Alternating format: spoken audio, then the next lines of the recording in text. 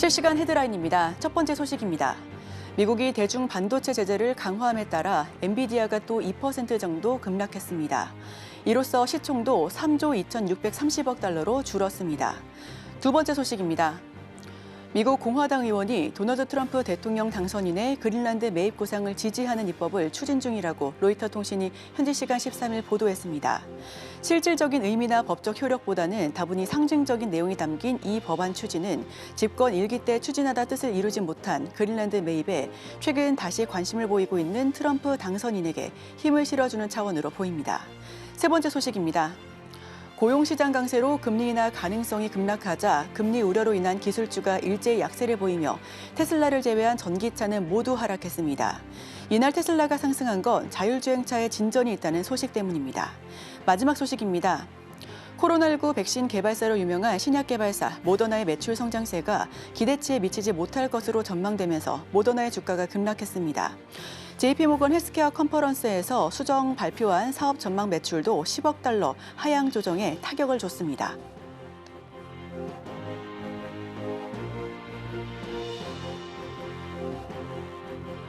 매일 아침 8시 성공 투자를 향한 힘찬 발걸음 출발 증시와이드 시작합니다. 진행의 이소연입니다. 간밤 미증시 3대 지수는 혼조세를 보이면서 마감했습니다. 금리 인하 기대감이 줄어들고 10년물 국채 수익률은 5%에 향하고 있습니다. 조 바이든 미국 행정부가 인공지능 반도체에 대한 추가 제재를 발표하면서 기술주가 두드러진 약세를 보여줬는데요. 이에 엔비디아는 정부가 과잉 개입하고 있다고 날선 비판을 향했습니다. 더 자세한 소식은 이어지는 이슈 와이드를 통해서 자세하게 설명드리겠습니다. 먼저 오늘 저희가 준비한 소식들 화면을 통해서 살펴보겠습니다. 네, 가장 먼저 어젯밤 있었던 아침의 미증시. 우선 미국 철강사 클리브랜드 클리스프, 경쟁사인 뉴커랑 손을 잡고 US 스틸 인수를 시도하고 있습니다. 현금으로 인수한 뒤 US 스틸 자회사를 뉴커에 분리 매각하는 방안을 검토하고 있다는 소식인데요. 자세하게 짚어보기로 하고요. 또 바로 이어서 조용찬 소장의 이슈와이드를 통해 최근 하락 흐름이 강한 미증시 그리고 반도체 경기에 대해 트럼프 2.0 혼란을 대비해보도록 하겠습니다. 네, 마지막으로 개장 전 리포터에서 상대적으로 강했던 미증시 그리고 절대적으로 약했던 한국 증시 우선 새해 들어서 모습이 좀 바뀌는 양상 나타내고 있습니다. 미국 고점론 그리고 한국 바닥론 여기서 개인 투자와 기관 투자자의 베팅 근 순매수 순매도세가 확연하게 다른 모습을 보여주고 있는데요. 이 부분도 집중적으로 파헤쳐 보도록 하겠습니다. 네, 그럼 간밤에 있었던 글로벌 소식부터 먼저 전달드립니다. 김혜연 캐스터와 함께하시죠.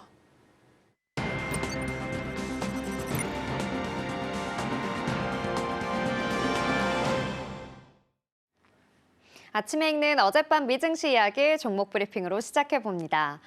장 초반 혼조세로 시작한 미증시는 결국 마감까지 혼조세를 이어갔습니다. 나스닥은 0.38% 하락한 19,088포인트에 장을 마감했고요.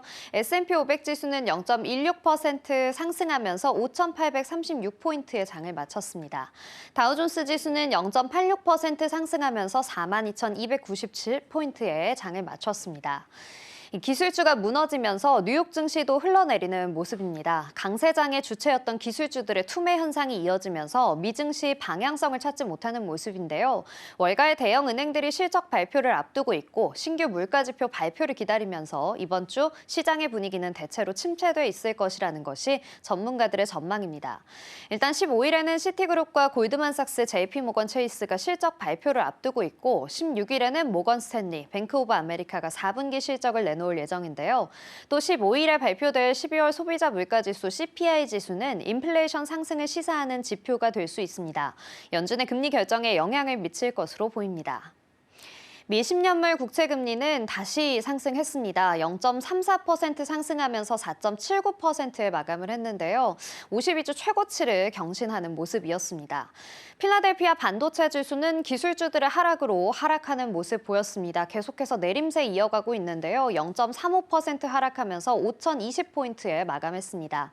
WTI 국제 유가는 급등하는 흐름 이어가고 있죠. 5개월 만에 최고치를 기록했습니다. 1.83% 상승하면서 배럴당 77.15달러에 거래 마쳤습니다. M7 종목들은 대체로 하락하는 모습 보였습니다. 애플은 0.03% 하락하면서 234.40달러의 거래를 마쳤는데요. 한편 메타의 CEO 마크 저커버그가 애플이 20년째 혁신이 없다면서 강하게 비판하기도 했습니다. 엔비디아도 오늘 1.97% 낙폭이 좀 깊었는데요. 133.23달러의 종가 형성했죠. 이 주가가 전일에 이어서 하락하면서 4거래일 연속 하락세를 기록했습니다. 또 홍콩 상하이은행 HSBC의 분석가들은 이날 엔비디아의 목표 주가를 195달러에서 185달러로 낮춰 잡으면서 주가에 영향을 줬습니다. 마이크로소프트 0.42% 하락하면서 417.19달러의 종가 형성했습니다. 마이크로소프트가 인공지능 애플리케이션 개발과 외부 고객을 위한 새로운 그룹 코어 AI 플랫폼 N2를 설립한다고 밝혔습니다. 아마존도 0.22% 하락하면서 218.46달러의 종가 형성했는데요. 아마존이 DEI 프로그램 일부를 축소하기로 결정을 했습니다. 또 HSBC는 아마존에 대해 곧 반등할 것으로 전망하고 투자 의견 매수로 유지하면서 목표가를 270달러로 상향 조정하기도 했습니다. 메타 플랫폼스는 오늘 1.22% 하락하면서 마감했습니다. 608.33달러의 종가 형성했습니다. 오늘은 테슬라만이 소폭 상승하는 흐름 보였는데요. 2.17% 상승하면서 400달러 선 위에서 종가 형성했습니다. 모건 스탠리가 테슬라의 주가 목표를 상향 조정하기도 했는데요. 기존의 400달러에서 430달러로 상향 조정했고요. 강세 장세의 밸류에이션을 800달러로 제시하면서 주가에 영향을 미쳤습니다.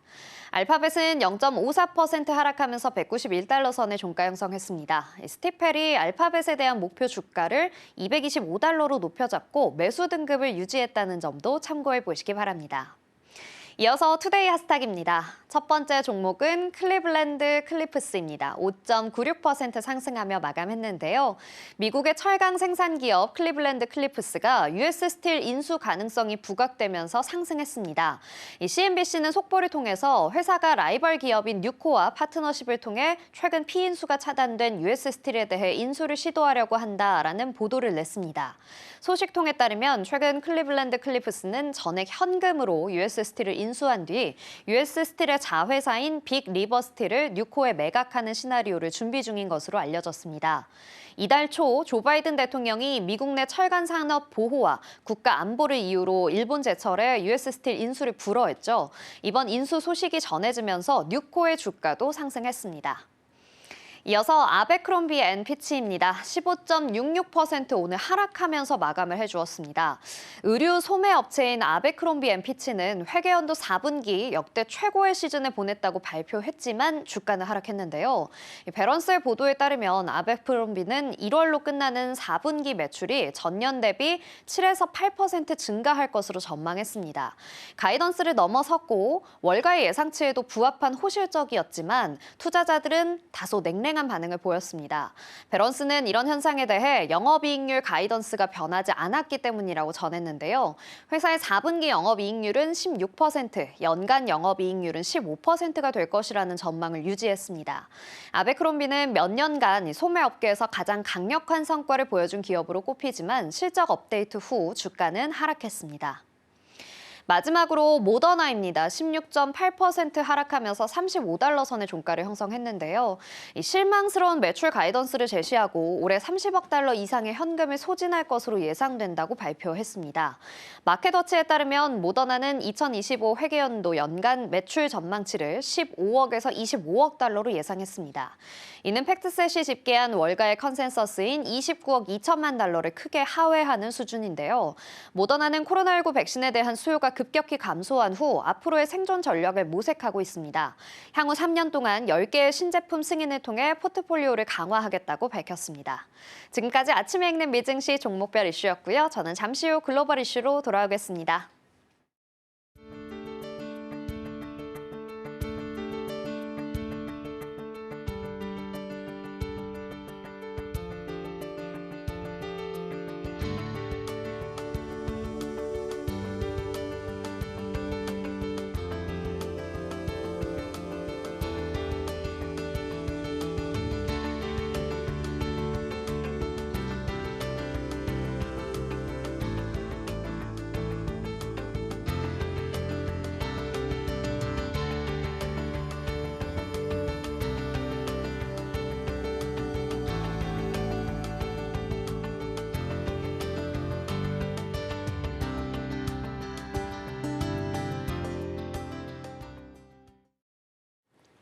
네, 서울경제신문이 선정한 글로벌 조간 브리핑 시간입니다. 화면을 통해 첫 번째 소식 전달드립니다. 조 바이든 미국 행정부가 중국이 세계 해운, 물류, 조선 산업을 장악하기 위해 불공정한 정책과 관행을 사용했다는 조사 결과를 조만간 발표할 예정입니다. 이를 근거로 도널드 트럼프 2기 행정부에서 중국산 선박에 대한 관세나 항만료 부과 등 중국 조선업 제재로 이어질 가능성이 큰 것으로 제기가 되고 있고요.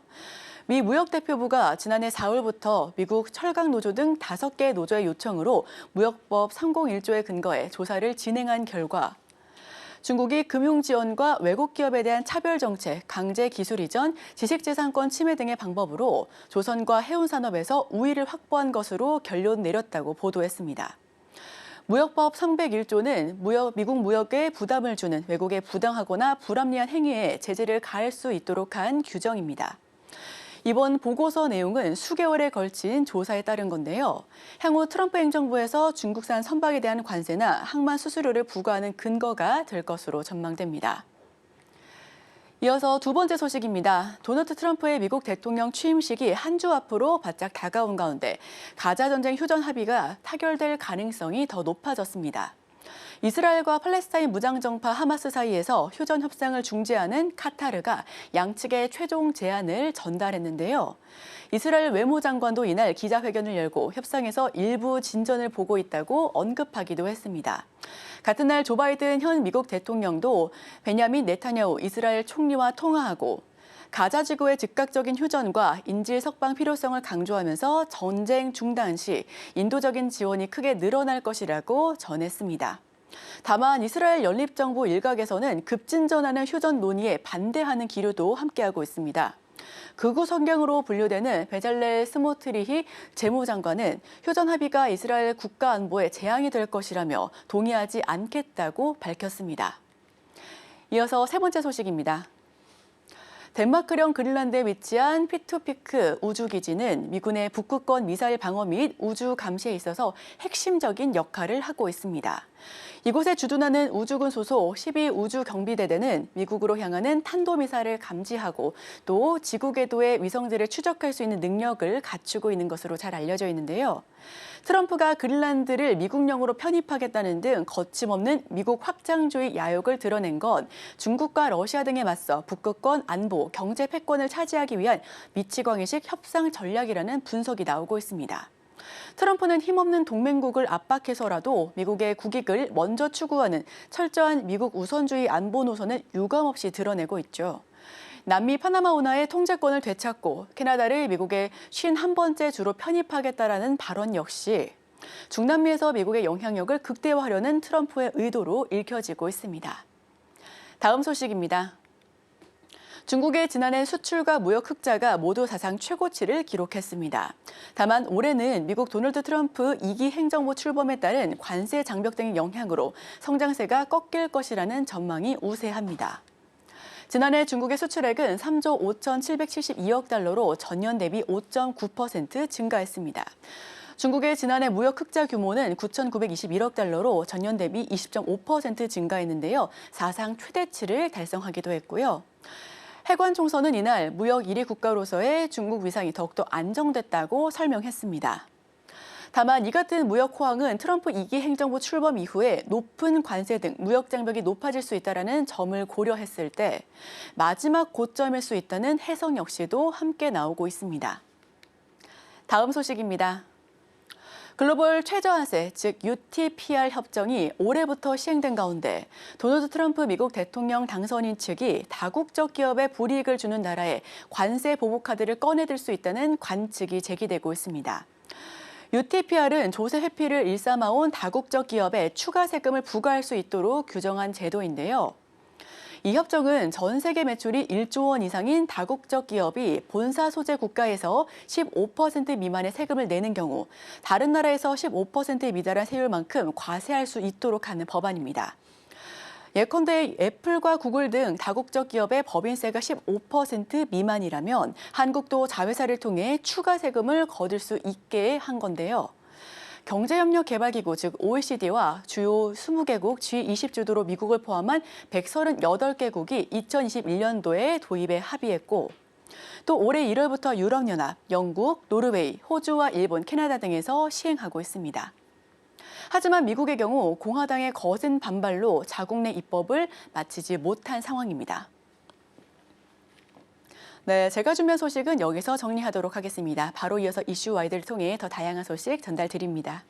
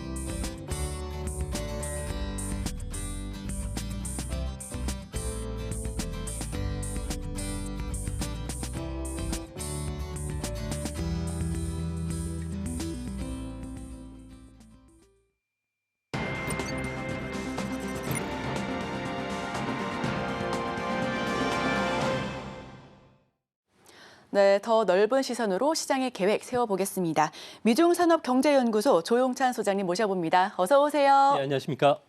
네, 미증시가 내내 내리막길을 걷고 있는 가운데 또 하나의 좀 안타까운 소식입니다. 미국 LA 산불. 우선 주말 사이에 10% 정도 진화에 성공했다라고는 하는데 나머지 90% 정도는 너무 강한 강풍이 불어 닥치면서 이게 쉽지 않다라는 이야기입니다. 이와 관련된 소식 좀 전해 주시죠.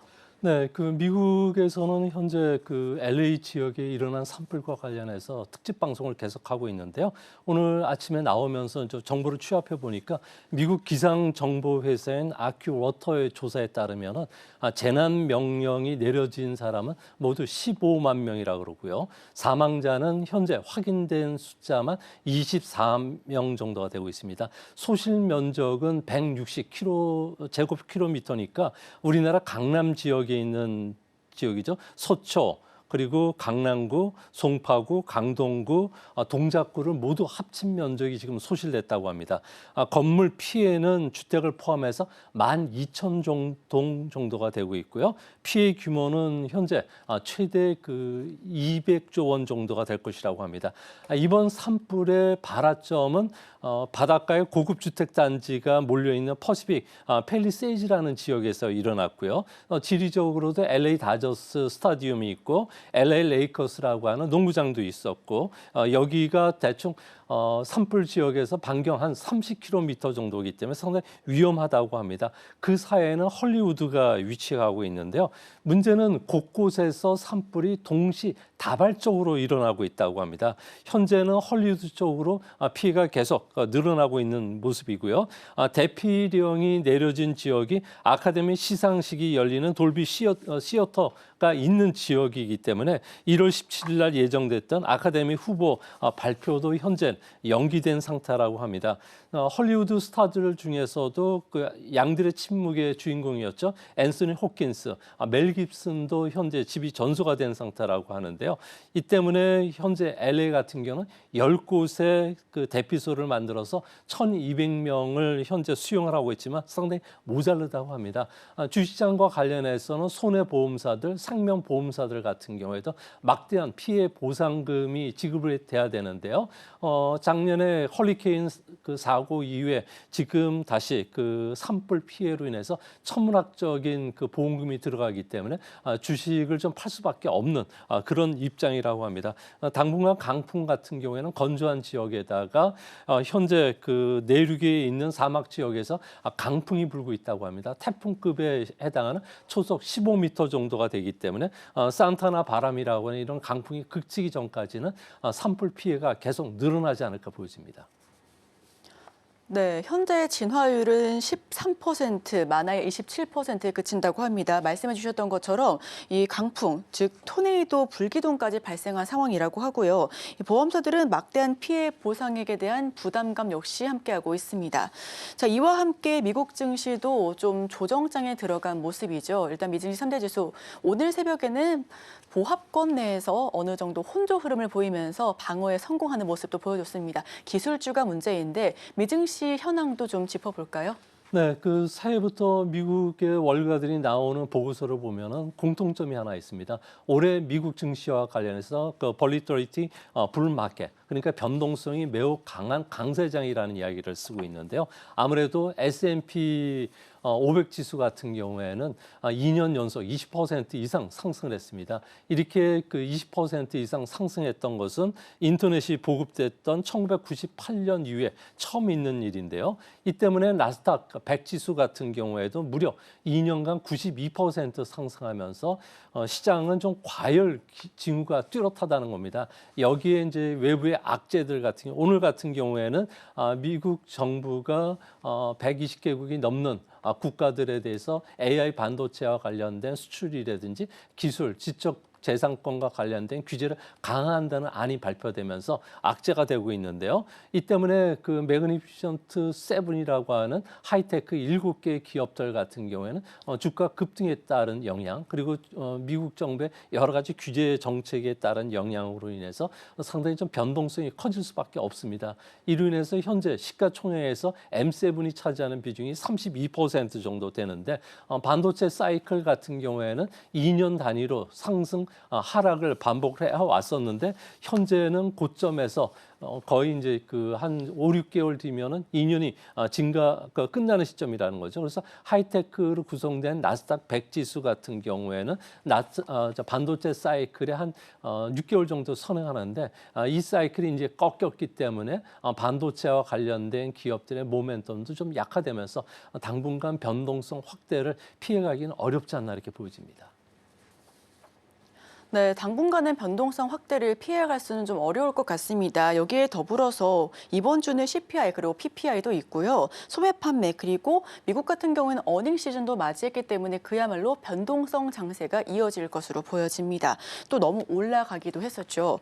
여기에 더불어서 1월 FOMC 우선은 많은 전문가들 동결 생각하고 있습니다. FOMC에서 금리 인하 기대감을 많이 낮췄기 때문에 이렇게 미증시가 오름폭을 축소하고 있는 것도 한몫하고 있는 것 같습니다.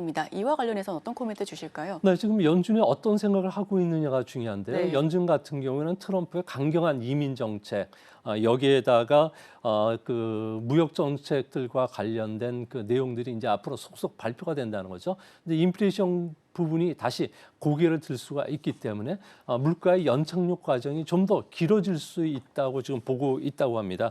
이 때문에 앞으로 다양한 악재들도 나올 수가 있는 상황이기 때문에 몇 분기 정도는 좀 지켜봐야 된다는 의견들이 지금 나오고 있는 그런 모습입니다. 아무래도 관세 부과뿐만 아니라 이민 규제도 물가 상승 압력에 작용하고요. 또 재정 적자 확대 문제, 그리고 이제 3D 업종에서 종사하고 있는 불법 이민자를 추방했을 경우에 임금 상승 압력이 거세진다는 거죠. 이 때문에 1월 28일과 29일에 열리는 FOMC 같은 경우는 금리를 동결하는 확률이 현재는 93% 정도 이루고 있고요. 첫 번째 금리 인하는 빠르면 5월, 늦으면 연말에 시작될 가능성이 크지 않나. 현재까지는 연준이 이야기했던 점도표대로 두 번 금리를 낮추는 그 확률은 50%가 안 된다고 하니까 현재는 연간 1회 정도 금리 인하를 하지 않을까 보여집니다. 이렇게 된다면 미국의 장기 금리는 계속 상승하면서 주가에는 좀 악재가 될 가능성이 크고요. 또 달러 강세 현상이 심화됐을 경우에 우리 증시로의 외국인 자금 유입도 좀 더 늦어지는 악재로 작용할 가능성이 있을 것으로 보여집니다. 네, 트럼프 취임 이후로 관세도 올라가고 이민자 추방 이슈도 있고요. 추가적으로는 재당 적자 확대 그리고 법인세 감세 등 참 다양한 이슈들 계속해서 공존하고 있습니다. 이와 더불어서 트럼프의 취임일은 이제 일주일도 채 남지 않은 것으로 보여지는데 모든 수입품의 일률적인 관세를 법적으로 정당화하기 위해 국가 경제 긴급 사태를 선언할 것이다라고 하는 전망 역시도 함께하고 있습니다. 정말로 이렇게 긴급 사태 선언을 선포하게 된다면 우리 경제에도 미친 영향 굉장히 클 것 같은데요. 정말 선포를 하게 될까요? 네, 그 트럼프 같은 경우에는 첫날 25개 행정명령에 사인할 것으로 보여지는데요. 네. 이렇게 된다면은 의회 견제 없이 강력하게 추진하는데 그중에서 대표적으로 관세 정책이 지금 포함이 되고 있다고 합니다. 트럼프는 선거 기간 동안에 중국의 60%, 다른 나라에 대해서 10에서 20% 일괄 그 관세를 인상하겠다고 이야기했는데요. 하지만 일기 때를 보면은 의회 반대로 인해서 상당한 좀 진통을 겪은 끝에 목표대로 설정을 하지는 못했습니다. 이 때문에 앞으로 트럼프 같은 경우에는 이 기회는 의회 승인이 필요 없고 대통령 권한으로 할 수 있는 조치를 찾아보니까 국가 긴급 사태를 발령하면은 국제 긴급 경제 권한법이라고 해서 IEEFA라는 그 법률이 있습니다. 이거에 의해서 일괄적으로 관세를 부과하게 되는데요. 이 조치는 대부분 테러 조직이라든지 테러 국가에 적용을 돼 왔는데 이번처럼 대규모 국가들에 대해서 추가 관세는 좀 부과하지 않았다고 합니다. 하지만 이 조치를 발동하기 위해서는 의회에다가 정확하게 권한 행사하기에 그 배경이라든지 필요성을 보고를 해야 되고요. 또 의회에 대해서 앞으로 발동이 됐을 경우에 6개월 단위로다가 계속적인 조치와 관련된 결과 내용을 발표해야 되기 때문에 앞으로 이 문제와 관련해서 의회 내에서도 다툼이 좀 치열하지 않을까 보여집니다. 네, 참 국내외로 정치적인 불확실성 그리고 정책적인 불확실성이 함께하고 있는 것으로 보입니다. 만약 이와 관련해 국가 경제 비상 권한 IEPA라고 부르죠. 트럼프에 대해서 이 부분을 좀 반대하는 입장도 일각의 시선도 있을 것 같습니다. 트럼프 당선인이 이 부분에 대해서 반대하는 입장을 표명하는 자들에게 어떤 대안을 준비하고 있을까요?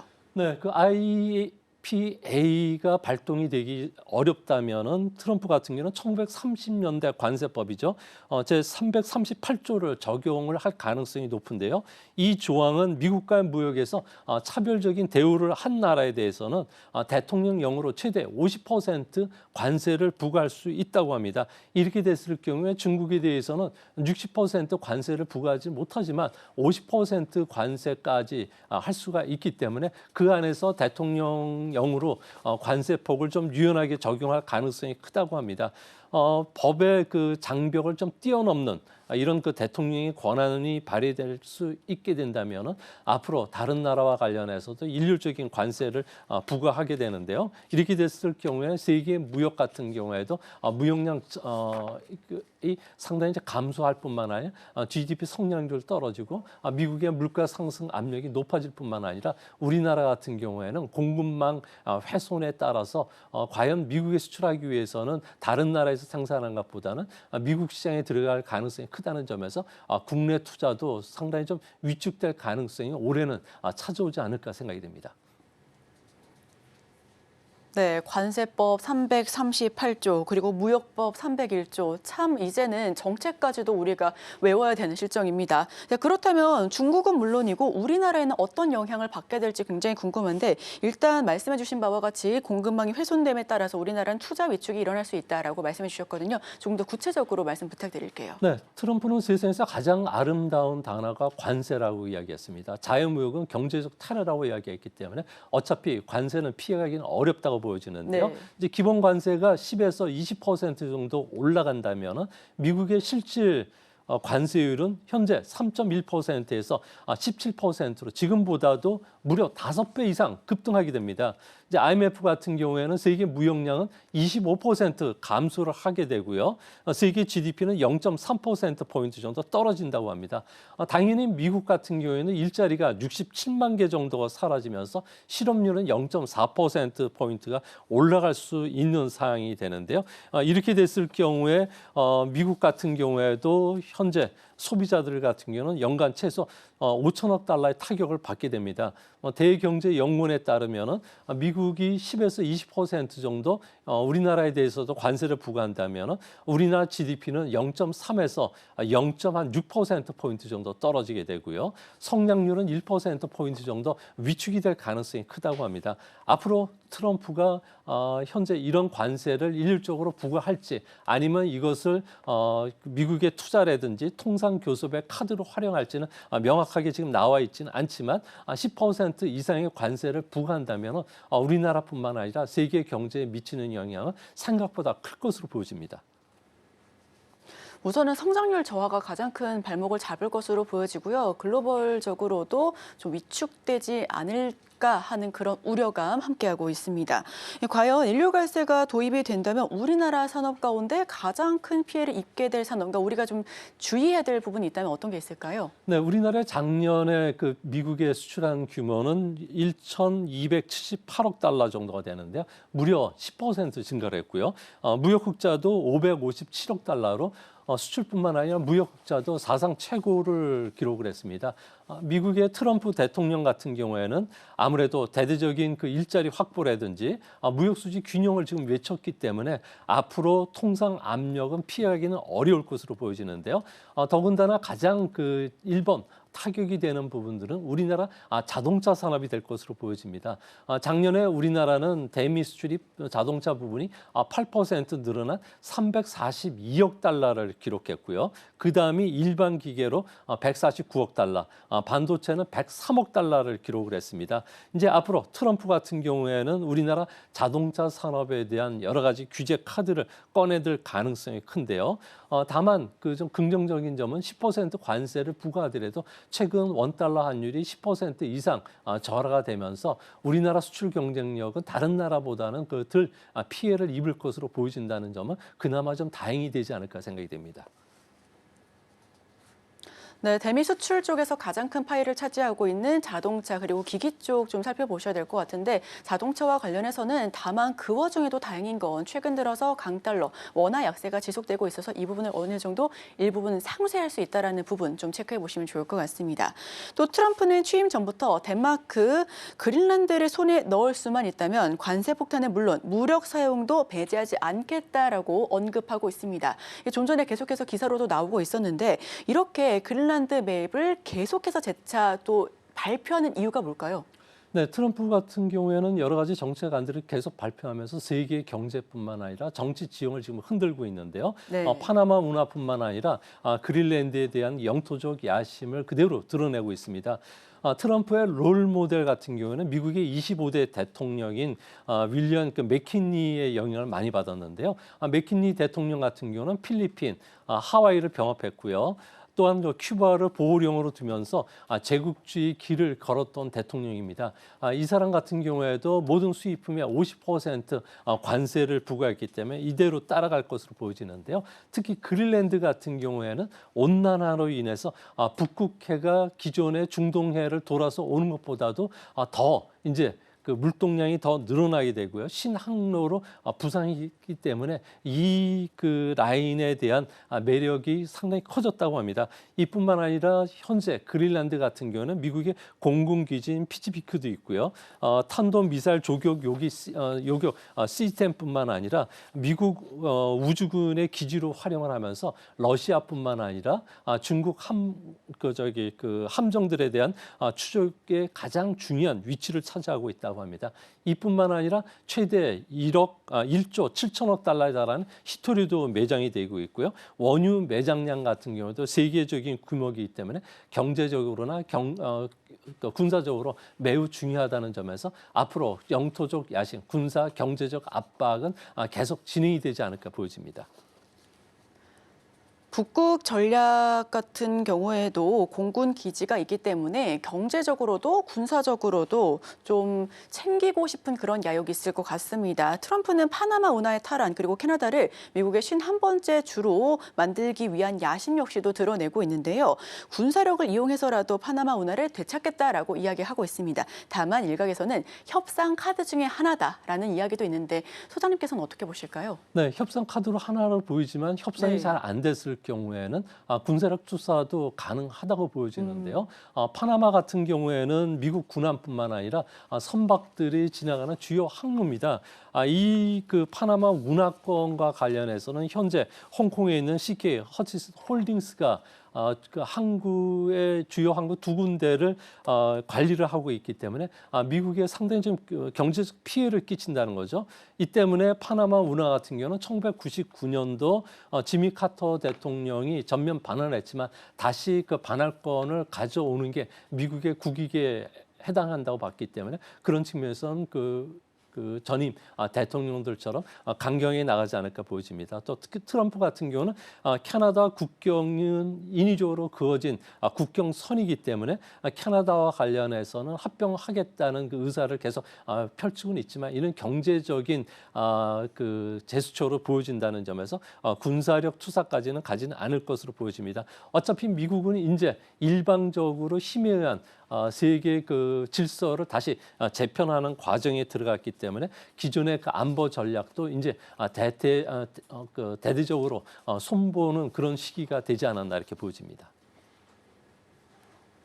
네, 협상과 협박 그 어느 사이에 있는 것으로 보여지는데 우리나라 물가와 수출에도 직접적인 영향을 줄 것 같아서 참 우려가 큽니다. 특히나 외환 시장 이야기를 안 할 수가 없는데요. 현재 환율은 1,467원입니다. 다만 많은 전문가들 1,500원까지 치솟을 수 있다라고 이야기를 하고 있는데 외환 시장에서는 어떤 변화가 찾아올까요? 네, 아무래도 달러 강세는 계속 진행이 되지 않을까 보여집니다. 트럼프 같은 경우에는 러스트벨트의 지지를 받았기 때문에 제조업을 위해서는 약달러 현상들을 선호하지만 당분간 강달러는 진행되지 않을까 보여집니다. 아무래도 달러 같은 경우에는 기축 통화 체제를 유지하기 위해서는 달러 강세가 필요한데 그런 측면에서 봤을 경우에 중국을 중심한 브릭스 9개 국가들이 새로운 통화인 유닛이라든지 위엔화를 국제화 그 기축 통화로 키우는 것과 관련해서 트럼프 같은 경우는 100% 관세를 부과하겠다고 이야기했기 때문에 앞으로 미국의 그 달러 패권에 도전하는 나라에 대해서는 강하게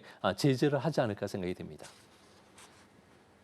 네, 말씀해 주신 바와 같이 지난 10월 브릭스 같은 경우에는 국가 간 결제 수단으로 유닛이라는 결제 화폐를 만들어서 달러 대신에 사용하자는 논의가 있었습니다. 자, 그렇다면 진짜 이 유닛이 달러를 대체하는 존재로 급부상할 수 있을까요? 네, 기축 통화를 바꾼다는 건 그렇게 쉽지가 않은데요. 네. 유닛이라든지 위엔화가 아무리 세계 기축 통화를 도전하고 있지만 그게 쉽지가 않은 것으로 보여집니다.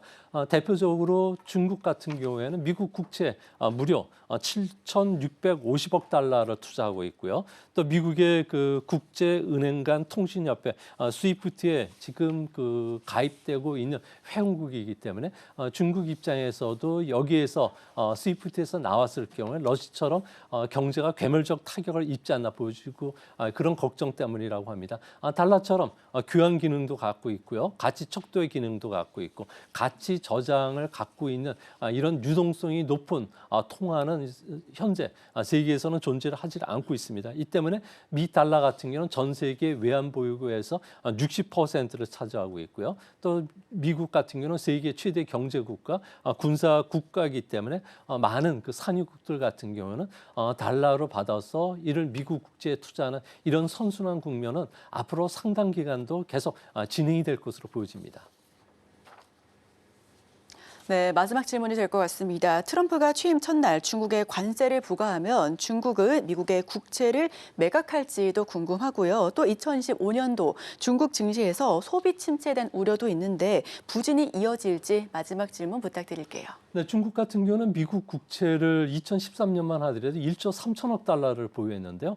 현재는 7,650억 달러, 10년 사이에 무려 40%를 줄였습니다. 네. 그 대신 유닛의 기본 그 통화 구성이 금이 40%를 차지하고 있기 때문에 국채를 줄이는 대신 금에 대한 비중은 1.7%에서 5.4% 늘려왔는데요. 앞으로 미국 국채를 줄이는 대신 금을 사기 때문에 금 가격 같은 경우에도 계속적인 상승 압력으로 작용하지 않을까 보여집니다.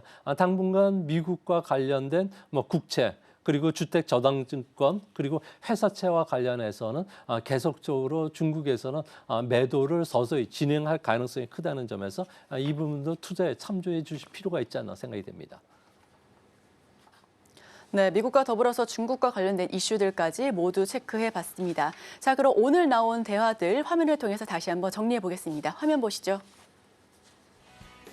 조용찬 소장의 이슈와이드 반도체 경기 하락 국면 그리고 트럼프 2.0 시대 혼란을 대비해 봤는데요. 미증시가 높은 변동성을 보여주고 있습니다. 반도체 쪽에서는 하강 국면에 진입했는데 관세 부과에 따른 글로벌 경제 여파 이야기를 나눠봤고요. 트럼프 당선인 달러 패권에 도전하는 국가를 강하게 견제할 것으로 보여지는데 우리도 이와 관련된 꼼꼼한 대비가 필요해 보입니다.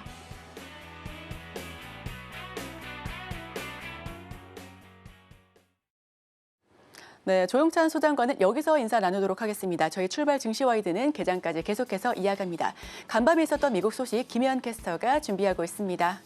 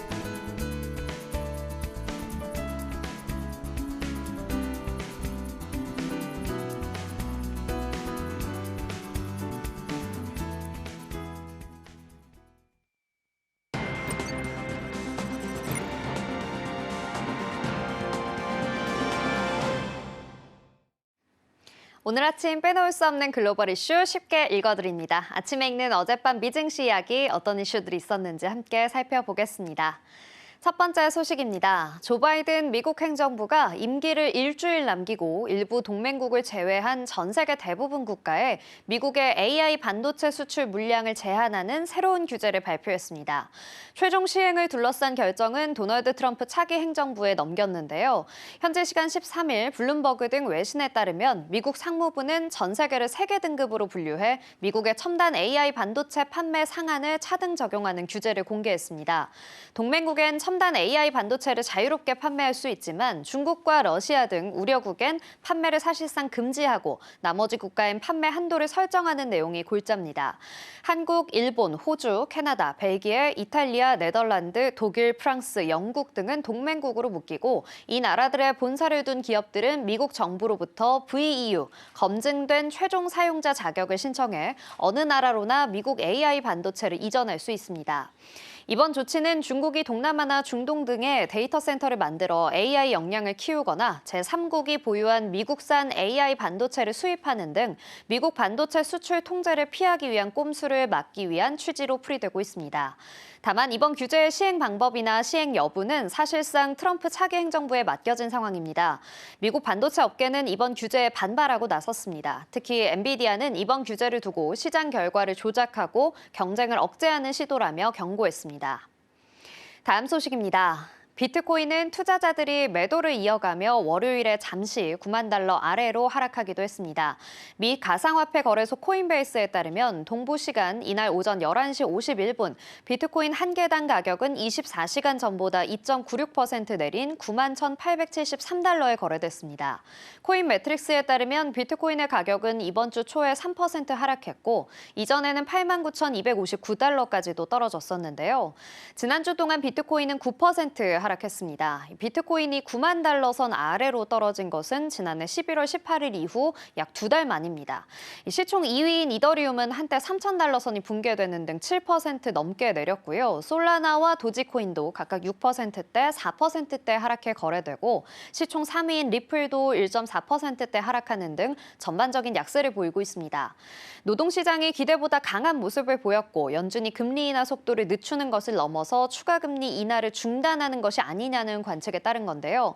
CNBC는 지난주 예상보다 많이 늘어난 일자리로 인해 채권 수익률이 급등하고 관세 계획에 대한 우려가 커지며 달러 강세가 이어졌는데 비트코인 및 기타 위험 자산에 이런 점들이 부담으로 작용했다고 분석했습니다.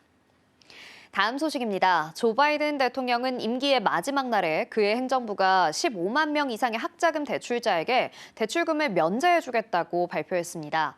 바이든은 성명을 통해 이 구제 조치에는 학생들을 속인 학교를 다녔던 8만 5천 명, 장애를 가진 차용자 6만 1천 명, 그리고 공공서비스 근로자 6,100명이 포함된다고 밝혔습니다. 바이든은 취임 이래 연방 학자금 대출자 500만 명 이상의 부채를 탕감해 총 1,836억 달러의 부채 면제를 제공했습니다. 많은 학생들이 대학 졸업과 동시에 엄청난 빚을 지는 미국에서 아직 학자금 대출을 갚지 못한 고령자들이 퇴임을 앞둔 조 바이든 대통령에게 도움을 호소하고 있다는 보도도 있었는데요. 바이든 행정부는 재임 기간 여러 차례 학자금 채무 부담을 덜어주는 정책을 내놓았지만 보수 우위의 사법부가 매번 제지했었죠. 2023년에는 대법원이 수천만 명의 학자금 대출자에게 대규모 학자금 대출 면제를 제공하려는 대통령의 계획을 차단하기도 했는데요. 바이든 행정부는 미국 교육부의 기존 부채 구제 프로그램을 개선해 국가의 학자금 대출 잔액을 상당 부분 없애는 데 성공했습니다. 다음 소식입니다. 월요일 제프 베조스의 블루 오리진은 뉴 글렌 로켓의 첫 발사를 진행했는데요. 마지막 순간에 문제가 발생한 뒤 발사를 전면 취소했습니다. 일론 머스크의 스페이스X와 경쟁하려던 블루 오리진에는 큰 타격이 됐는데요. 발사는 동부표준시 기준 오전 1시쯤 플로리다에서 이루어질 예정이었습니다. 예정된 시간에 진행되던 라이브 스트리밍에서 블루 오리진의 우주 시스템 부사장인 아리안 코넬은 예정된 발사가 시스템 문제로 중단되었다고 말했습니다. 다음 발사 시도는 14일로 정해졌습니다. 뉴 글렌 로켓은 발사 취소 결정 전부터 발사 시간이 여러 번 지연됐었는데요. 최초 발사일도 부스터 발사에 불리한 해상 조건 때문에 여러 번 연기되다가 월요일로 정해졌었죠. 하지만 블루 오리진은 장기적인 비전을 가지고 재사용 가능한 로켓과 재사용 가능한 엔진으로 사업을 이어나가겠다고 밝혔습니다. 블루 오리진의 이번 발사 목표는 빈 우주선인 블루 링을 지구 궤도 비행의 궤도 위에 올려놓는 궤도 안착입니다. 블루 오리진은 민간 우주 정거장인 오비탈 리프 건설을 추진 중이고 아마존은 현재 3,232개의 위성을 저궤도에 쏘아 올려 지구의 우주 인터넷을 제공할 카이퍼 프로젝트를 계획 중입니다. 마지막 소식입니다. 메타의 CEO 마크 저커버그가 양자 컴퓨팅 상용화에 대한 신중론에 힘을 실었습니다. 최근 엔비디아의 젠슨 왕 CEO가 양자 컴퓨팅 상용화까지 15에서 30년이 걸릴 것이라고 발언해 논란이 된 가운데 저커버그 역시 상용화까지는 상당한 시간이 필요하다는 견해를 밝혔습니다. 저커버그는 지난 7일 유명 팟캐스트에 출연해 양자 컴퓨팅 전문가는 아니지만 실질적인 상용화까지는 아직 꽤 시간이 걸릴 것이라고 말했습니다. 젠슨왕 CEO의 발언 이후 양자 컴퓨팅 관련 주식은 급락세를 보였는데요. D-Wave 퀀텀 CEO 앨런 바라츠는 양자 컴퓨팅은 이미 상용화 단계에 접어들었다며 젠슨왕의 주장에 정면으로 반박했습니다. 그는 마스터카드와 같은 기업들이 이미 양자 컴퓨팅을 활용하고 있다는 점을 강조하면서 양자 컴퓨팅 상용화는 지금 당장이라고 주장했습니다. 이번 마크 저커버그의 발언에 양자 컴퓨팅 주식은 또다시 흔들렸는데요. 리게티 컴퓨팅, D-Wave 퀀텀은 20% 넘게 주가가 폭락했고 아이온큐도 9% 넘게 하락했습니다. 지금까지 아침에 읽는 어젯밤 미증시 글로벌 이슈였습니다.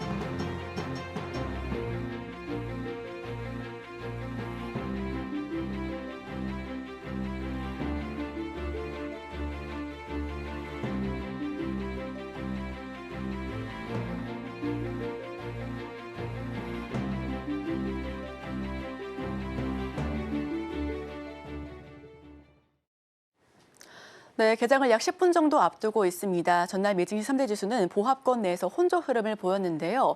금리 인하의 기대감이 점점 꺾여가고 있고 미 국채 10년물은 5% 가까이 오름세를 보여주고 있습니다. 4.79%까지 치솟고 있는데요. 자, 기술주 위주의 약세를 보여주고 있는데 그 사이에도 테슬라는 개별 호재로 오름세를 지속하고 있습니다. 자, 전날 우리 증시 어떻게 마감이 됐는지 화면을 통해서 살펴보겠습니다. 전일장 한마디입니다.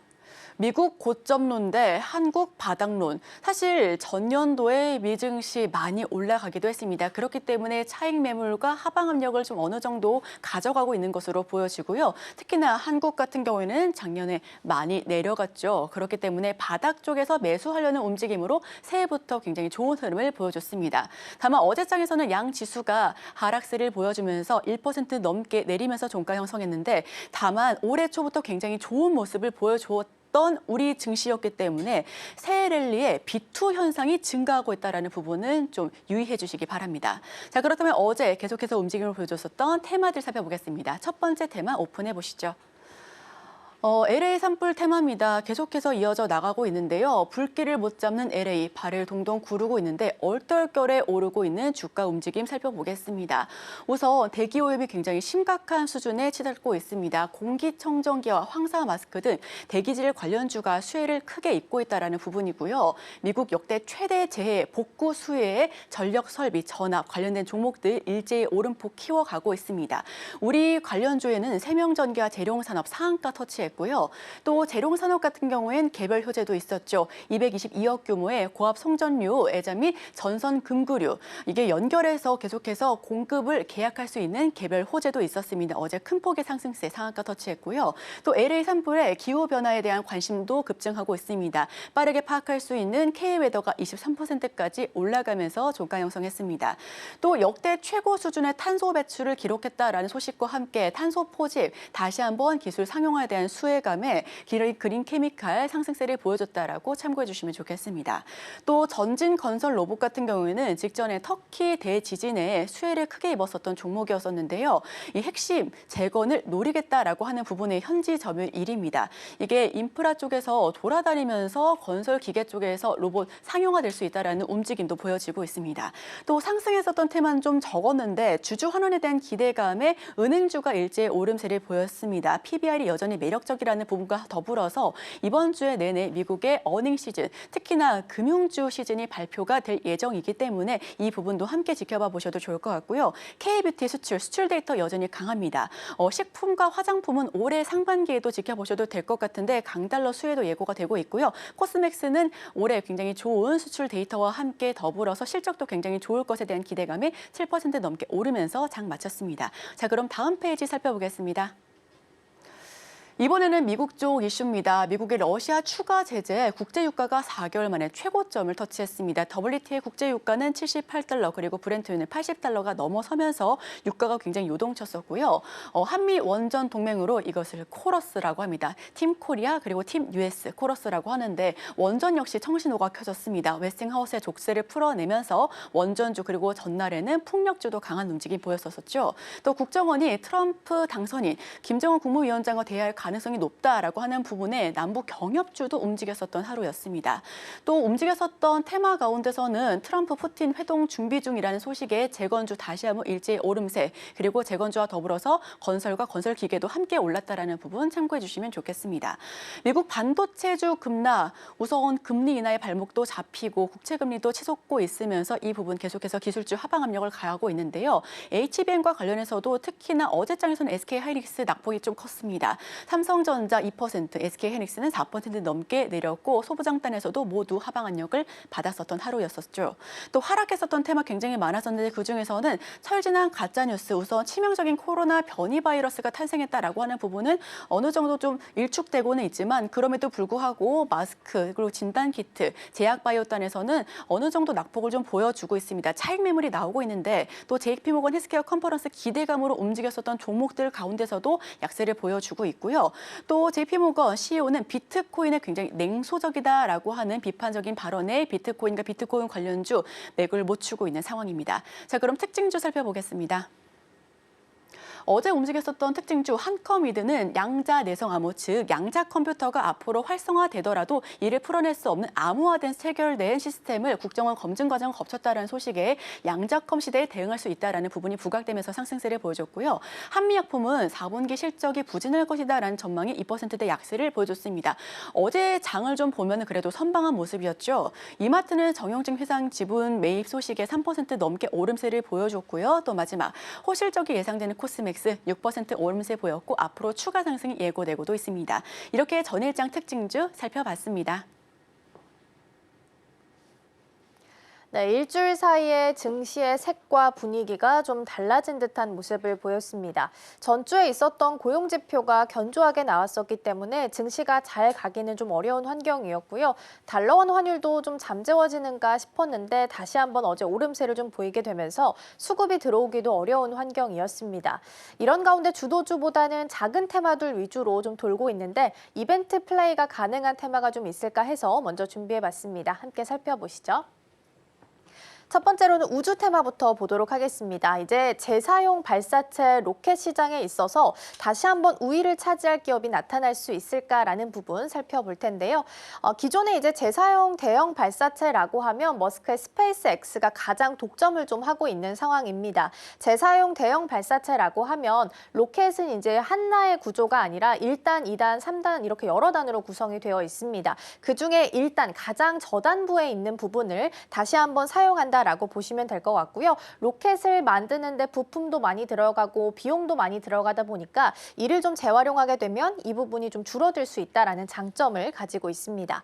지금 스타쉽 발사는 애초에 10일로 예정이 좀 되어 있었고요. 13일로 연기, 15일로 다시 연기되면서 이제 한국 시간 기준으로는 16일 오전 7시에 예정이 좀 되어 있는 상황입니다. 근데 가장 중요한 이벤트 중 하나는 어제 이거였습니다. 아마존의 블루 오리진 우주 관련한 기업이고요. 여기서 만든 로켓이 뉴글렌입니다. 뉴글렌이 재사용 대형 발사체 시험 발사를 시도했다라는 겁니다. 기존의 스페이스X가 견조하게 가지고 있던 시장 우위를 이제 다시 한번 아마존도 좀 침투해 나가나라는 기대감이 좀 모아졌었는데요. 당초 이제 예상했던 건 같은 날짜였습니다. 10일 날 시작했다가 12일로 연기, 13일로 연기해서 어제 이제 우리 시간 기준으로 오후쯤 발사 시도를 했었는데 사실 실패했습니다. 그리고 이후에 다시 연기된 계획은 아직까지 발표되지 않았고요. 기술 문제로 발표가 됐고요. 로켓 서브 시스템 문제가 발생했다라는 이야기 나오고 있습니다. 다음 페이지 보도록 하겠습니다.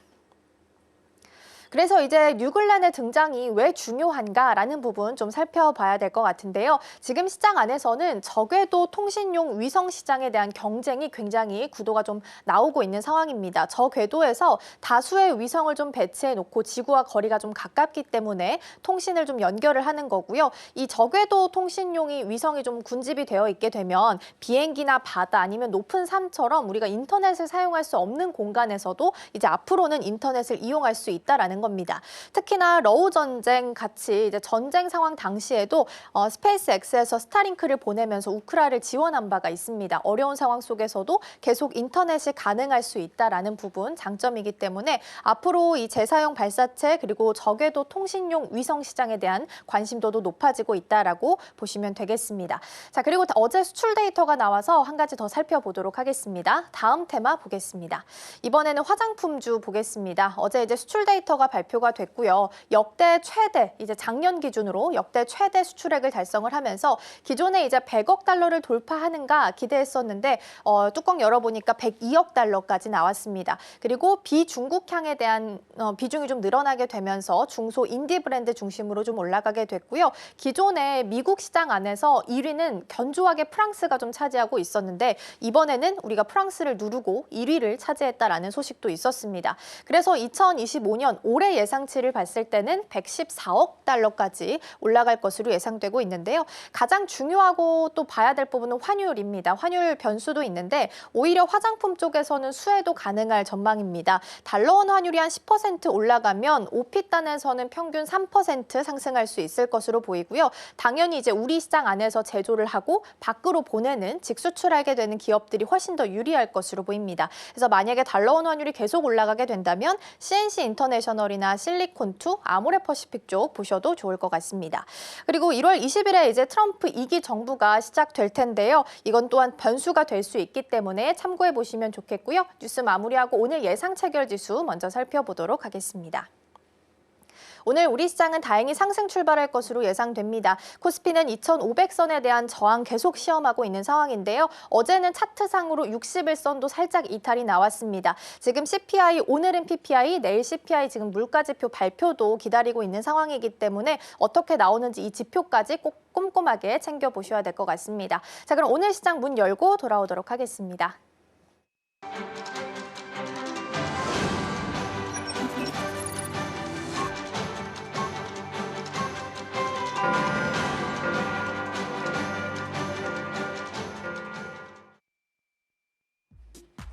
(1월 14일) 화요일 문을 힘차게 열었습니다.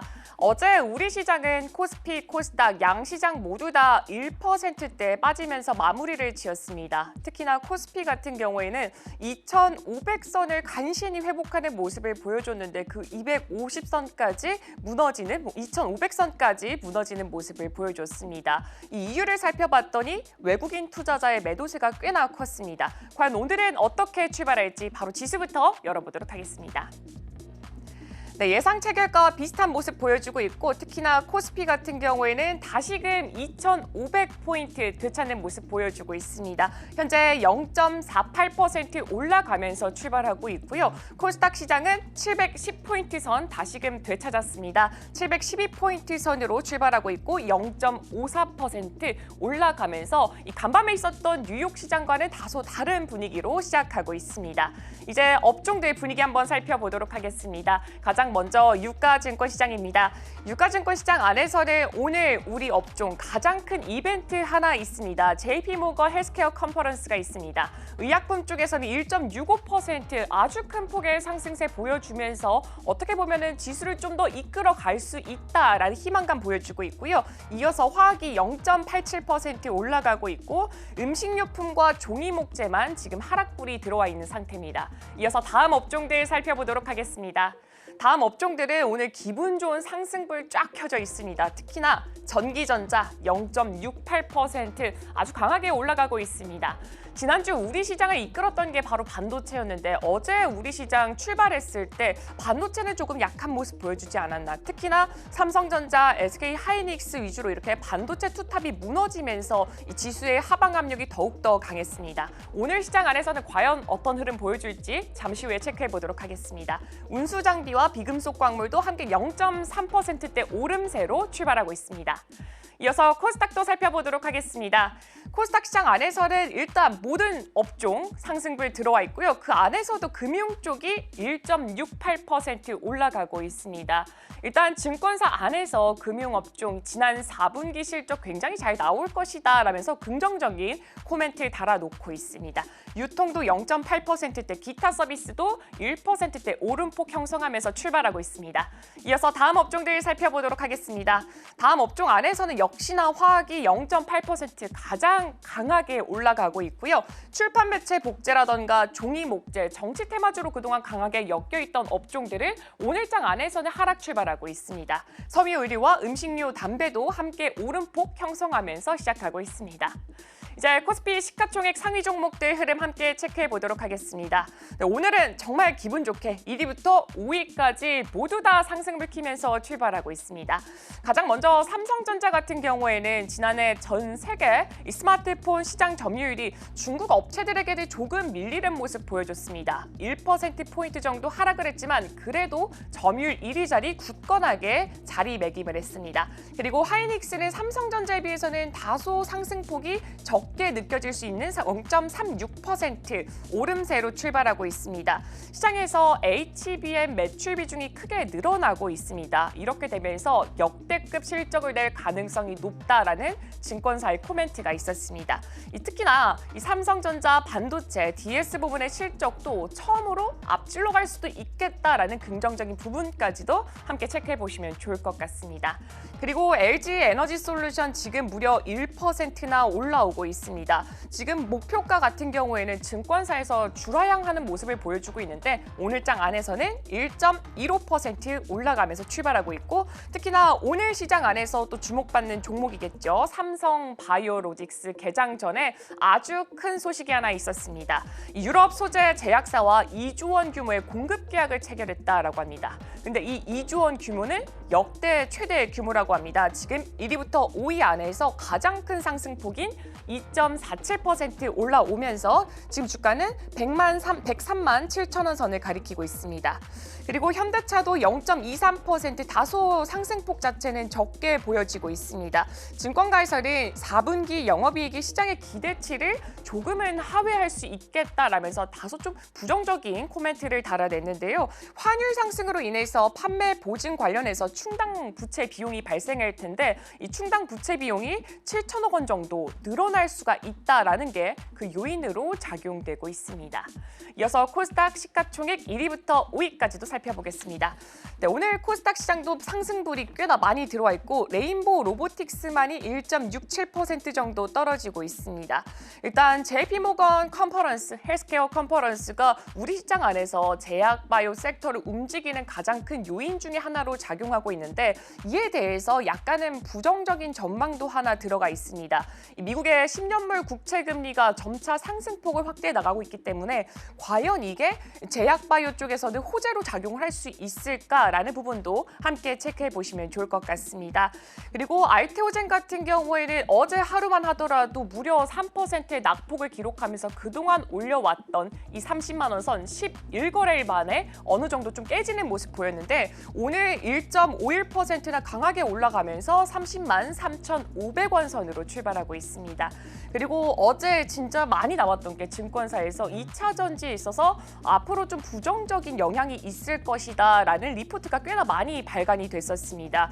북미 주요 고객사의 재고 조정이 지속되고 있고 더불어서 중대형 전기차 전지의 이 판매가 부진하고 있다. 소형 전지는 전분기 수준을 유지할 것이고 판매 약세 영향도 4분기까지 이어질 것이다라면서 다소 부정적인 이야기가 많았지만 에코프로 BM, 에코프로 오늘장 2% 꽤나 크게 올라가면서 출발하고 있습니다. 그리고 HLB 같은 경우에는 HLB 생명과학 특수소재 기업인 티니콜이 인수했다라는 소식이 있었는데 어제장 안에서는 하락세로 마무리를 지었는데 오늘장 안에서 그래도 0.13% 올라가면서 출발하고 있습니다.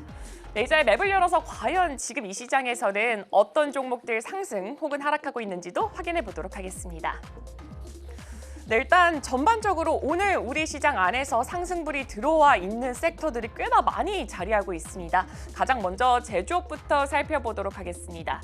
네, 제조업 쪽 살펴봤더니 일단 가장 눈에 띄는 게 조선주 관련된 종목들 삼성중공업, 하나오션 지금 1%대 강세 보여주고 있고요.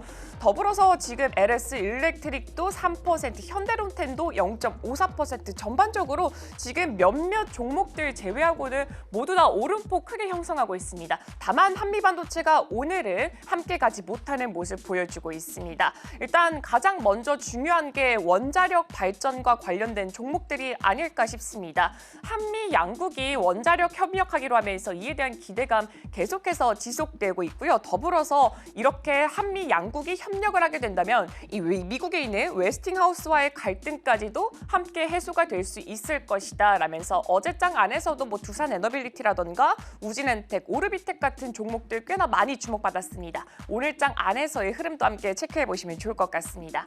이어서 다음 섹터 넘어가 보도록 하겠습니다.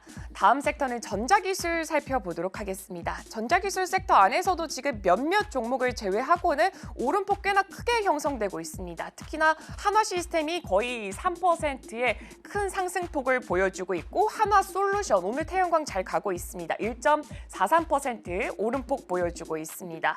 일단 여기 섹터 섹터 안에서는 전력 설비, 전선 테마가 어제장 우리 시장을 또 하나의 테마단으로 강한 상승폭을 보여줬었는데요. 이번 LA 산불의 불길이 꽤나 잡히기가 어려운 모습을 보여주고 있습니다. 전력망이 크게 훼손됐기 때문에 미국 시장 안에서도 전력 설비라던가 전선 관련주들이 크게 주목을 받았습니다. 하지만 여기서 이 증권 전문가들의 의견이 엇갈리고 있습니다. 우리 기업들에게는 직접적인 연결고리가 없기 때문에 지금은 그냥 테마성으로 이슈단으로 움직이는 거기 때문에 이 부분도 함께 체크해보면 좋을 것 같다라는 의견까지 있었으니까 여기도 함께 참고해보시면 좋을 것 같습니다. 이어서 다음 섹터 넘어가 보도록 하겠습니다. 다음 섹터는 금융 쪽 살펴보도록 하겠습니다. 금융 섹터는 오늘장 안에서는 다소 부진한 종목들 많이 보여지고 있고요. 카카오뱅크라던가 BNK 쪽에서는 좀 크게 오름세 보여주고 있습니다.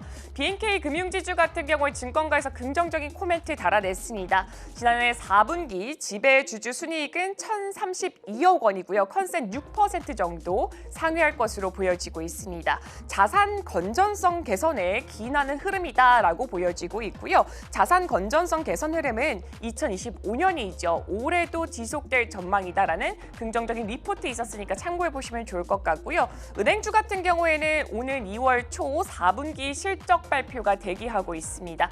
새로운 주주 환원에 대한 규모에 대한 발표가 예정이 되어 있는 만큼 이에 대한 기대감 함께 반영되고 있는데 오늘장 안에서는 어느 정도 차익 실현 매물들 출회되고 있는 것 확인되고 있습니다. 네, 지금까지 개장 브리핑이었습니다.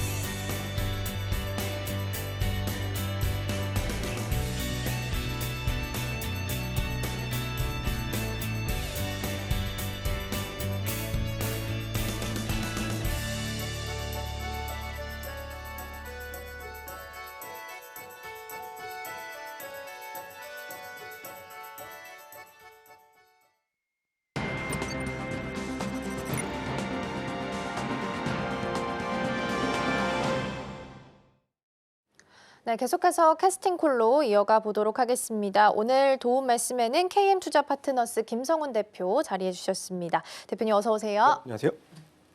네, 오늘 시장 문을 열었고요. 지금 예상 체결 지수도 플러스였는데 지금은 둘 다 강보합 수준 지나가고 있습니다. 코스피에서 외국인이 조금 빼고 있긴 하고요. 선물 쪽에서도 소폭이지만 매도 포지션이긴 합니다.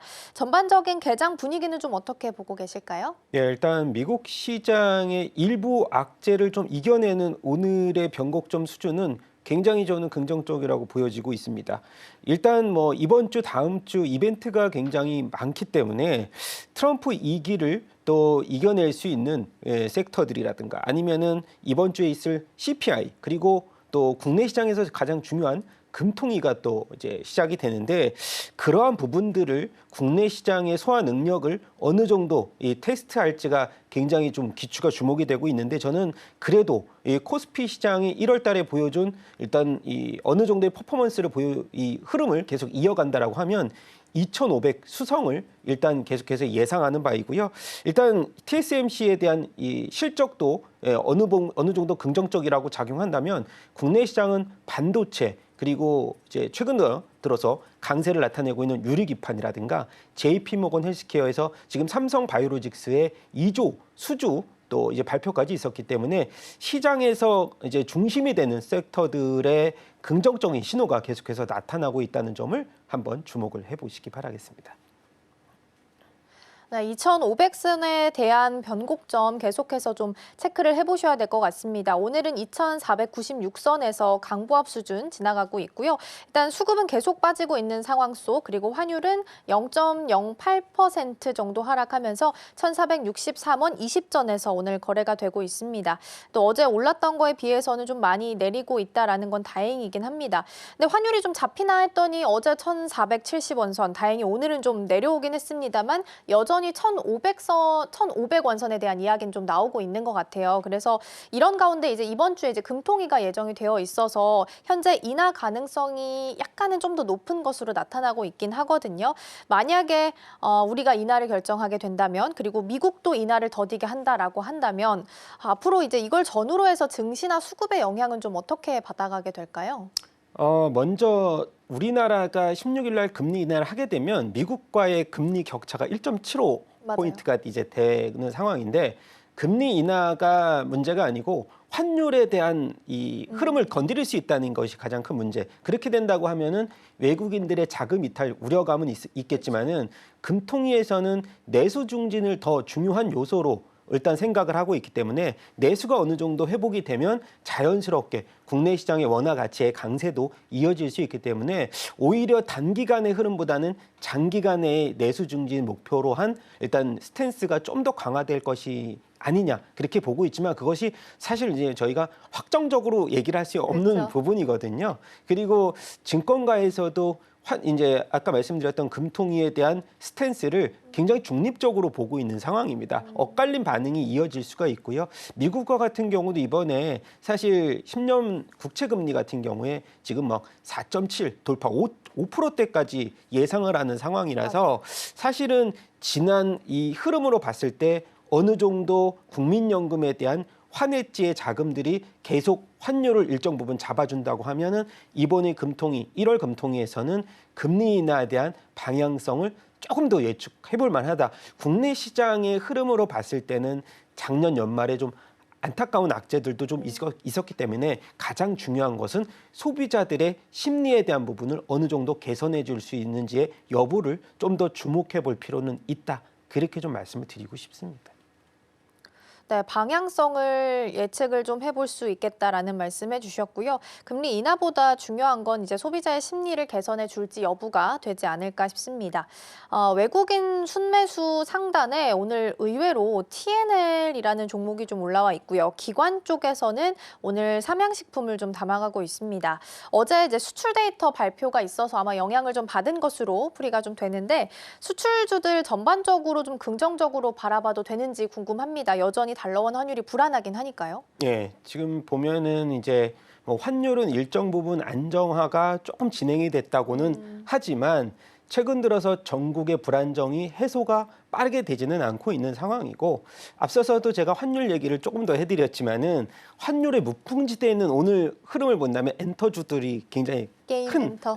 강세들을 보여주고 있고, 뭐 조선주는 그동안의 상승률이 좀 어느 정도 이제 밸류에이션 부담감 때문에 그렇게 반등폭 크지 않았지만은 어제 같은 경우에 일단 그 화장품주들 같은 경우도 일부 종목들을 중심으로 강세를 보여주고 있는 상황에서 저는 보면은 일단 트럼프의 이기에 앞서서도 이제 환율 관세와 관련돼서 이 환율의 무풍지대에 있는 이제 종목들도, 관세 무풍지대에 있는 종목들도 반등을 해줬지만 핵심적인 요소는 수출 데이터를 이제 포함한 이 환율의 강세에서 수혜를 받을 수 있는 업종들이 당분간은 계속해서 강세를 보일 것으로 예상이 되고 있는 상황입니다. 일단 전반적인 흐름을 보면은 일단 자동차와 반도체를 중심으로서 1월 데이터가 1월 1일부터 10일까지 강세를 보였지만은 뭐 이제 조업 일수가 하반기 들어서 조금 더 약해질 수는 있지만은 이런 부분 연초의 기조가 하반기에도 이어질 수 있는 가능성들이 굉장히 많기 때문에 앞서서도 반도체, 자동차도 환율의 수혜를 받을 수 있는 대표적인 업종이고요. 그리고 이제 반도체 쪽에서는 이번에 세스 2025를 중심으로 해서 일단 모멘텀으로 강세를 보였지만은 이것이 펀더멘털을 이어질 수 있는 가능성 있는 부분적인 섹터들이 굉장히 많잖아요. 그래서 그런 뭐 HBM을 중심으로 가장 이 밸류체인 상단에 있는 뭐 종목들도 강세를 보일 거고 앞서서도 이제 우리가 네이버가 AI 인공지능에 있어서 선두주자로 자리매김을 했고 4분기도 영업이익은 5천억 수준을 돌파하면서 사상 최대 실적을 보일 수 있기 때문에 수출주 중심 그리고 앞서서 말씀드린 관세 무풍지대에 있는 종목들 중심으로 우리가 포트폴리오를 재편하는 것도 뭐 그동안에 재편 얘기를 굉장히 많이 했지만은 아직까지 재편이 안 되신 분들도 네. 있기 때문에 일단 이번에 1월 달에 흐름을 계기로 해서 한 번은 또 이제 테마주 중심이 아닌 펀더멘탈과 관련돼서 이제 이 이벤트를 중심으로 해서 종목들을 한번 재편하는 것도 또 하나의 좋은 방법이지 않을까 의견 드리고 싶습니다. 그러면 이제 포트폴리오 재편 관련해서요. 제가 앞서서 이제 오늘 화장품 관련한 브리핑을 좀 전해드렸었는데 국내에서 만들고 이제 반대로 수출하는 기업들은 환율 수혜를 받을 수 있다라는 코멘트가 좀 있었는데 그 종목들로 언급드린 게 CNC 인터랑 실리콘2 그리고 아모레퍼시픽이었거든요. 이 종목들은 어떻게 좀 보세요? 포트에 담아봐도 괜찮은 종목들일까요? 먼저 이제 실리콘2 같은 경우는 뭐 다양하게 이제 고객사가 너무나 다양하고 그리고 해외 매출 비중이 지금 올해 예상이 90%, 이제 95%까지를 넘어갈 수 있는 그 흐름이기 때문에 제가 앞서서도 이제 수출과 관련된 종목을 뽑자면은 실리콘2를 여기서는 빼놓을 수가 없을 거고 뭐 일단 대장주로 여기는 것은 VT이고 CNC 엔터는 가격적으로 워낙에 고점에서 하락폭이 컸기 때문에 이제 기술적 반등과 더불어서 일단 펀더멘탈의 개선 여부도 중요하겠지만은 핵심 가치는 저희가 실리콘투하고 VT를 빼놓을 수는 없다. 그리고 이제 앞서서도 최근 들어서 뭐 한국콜마나 코스맥스나 4분기 실적, 영업이익률 7%대 컨센서스 상회하면서 이제 레포트들이 조금씩 나와주고 있는 ODM 업체 중에서 이제 중국향 매출은 있지만 일부 미국향의 매출이 성장폭이 좀 큰 업체들 중심으로서 ODM 업체를 본다면은 저는 뭐 CNC 인터 같은 경우보다는 지금 코스맥스라든가 한국콜마가 조금 더 매력적이지 않을까 이렇게 보고 있고요. 그 다음에 마지막으로 뭐 코스메카 코리아하고 당연히 우리가 언급을 해야 되겠지만은 그리고 이제 아모레퍼시픽을 말씀을 드려서 일단 아모레퍼시픽 같은 경우는 최근 들어서 그래도 저점에서 반등폭이 굉장히 강하게 나오는 업종이긴 하지만은 일단 실적 발표가 계속해서 되면서 사실 고점에서 낙차가 어느 정도 저점이 계속해서 이어지고 있는 상황이 이번에도 이제 우리가 흐름들을 본다면은 스탠스가 변화됐다고 보기에는 아직까지는 좀 이른 감은 없지 않아 있습니다. 그래서 이 기술적 분석상으로 확연하게 저점 바닥권을 일부 좀 이 지지대를 마련은 했고 접근하는 것도 그래서 첫 번째로 본다면은 아모레퍼시픽은 일단 두 번째 쪽으로 조금 세컨드로 좀 밀어놓고 첫 번째 이제 강세는 실리콘투나 VT를 기점으로 이제 화장품주는 집중해서 보자라고 좀 말씀을 드리고 싶습니다. 네, 화장품주 실리콘2랑 VT 가장 긍정적으로 말씀해 주셨고요. 실리콘2는 특히나 이제 페이스메이커 역할을 좀 많이 했던 종목이긴 합니다. 0.16% 오늘 하락하고 있고요. VT 같은 경우에는 지금 현재 주가 살펴봤을 때는 오늘 지금 현재는 보합 수준 지나고 있는 것으로 확인되고 있습니다. 자, 화장품주 이어서 체크를 좀 해봤고요. 이번에는 오늘 레인보우 로보틱스를 외국인 순매수 상단에서 좀 볼 수 있어서 로봇주도 잠깐 점검을 좀 해보겠습니다. 삼성전자는 레인보우 로보틱스, 그리고 LG전자는 미국의 베어 로보틱스, 현대차는 이번에 엔비디아까지 같이 붙어 있는 상황입니다. 근데 뒷배로 대기업들이 단단하게 좀 붙어주면서 뉴스까지 따라와주고 있어서 이제 로봇을 더 이상 하나의 테마가 아니라 하나의 산업으로 좀 인정해줄 때가 기점이 좀 된 걸까요? 네, 뭐 사실은 어떻게 보면은 일본의 환학이 4분기 실적이 이제 조금 부진할 예상을 하고 있고 작년에도 중국향 매출 비중이 굉장히 컸는데 중국의 경기 부진 때문에 주가 흐름을 보면은 조금 지지분했지만 국내 시장의 흐름에서 봤을 때는 사실 시장의 기폭제가 된 것은 삼성의 지분 투자가 제일 기폭제가 그렇죠. 좀 컸다라고 저는 보여지고 있고요.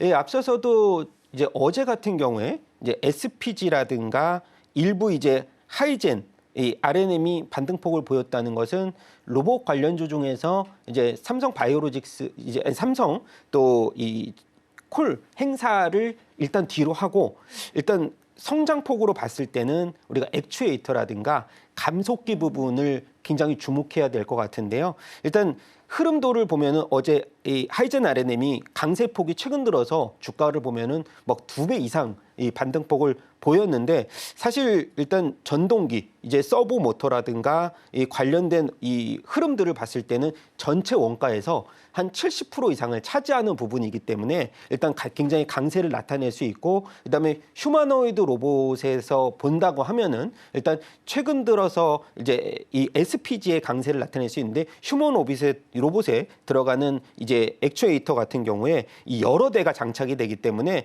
일단 정밀 감속기 부분 같은 경우는 40% 원가의 40%를 차지하는 중요 부품이기 때문에 이러한 상승폭이 좀 이어지지 않았나. 그래서 전반적으로 시작점은 일단 LG의 지분 투자 그리고 포스코의 지분 투자를 갖고 있는 최근에 상승했던 뉴로메카라든가 일부 종목들이 반등세를 보였다면 어제 같은 경우는 아까 말씀드렸던 원가의 그리고 기술력의 핵심이었던 아까 말씀드렸던 부분에서 흐름도를 본다면은 일본이 감속기로서는 가장 탑에 있지만은 그런 일본의 이런 기술력을 일단 아까 말씀드렸던 SPG라든가 하이젠 RM이 일부 좀 기술 이전에 대한 속도를 좀 빠르게 국산화의 흐름에서 관점으로 본다면 이 두 종목이 우리가 로봇주에서는 장기적으로 봤을 땐 핵심 종목으로 손에 뽑을 수 있었기 때문에 최근 들어서 강세 나타냈지만 일부 조정폭이 오면은 이 두 종목을 중심으로서 우리가 로봇주는 당분간은 봐야 될 것으로 보이고요.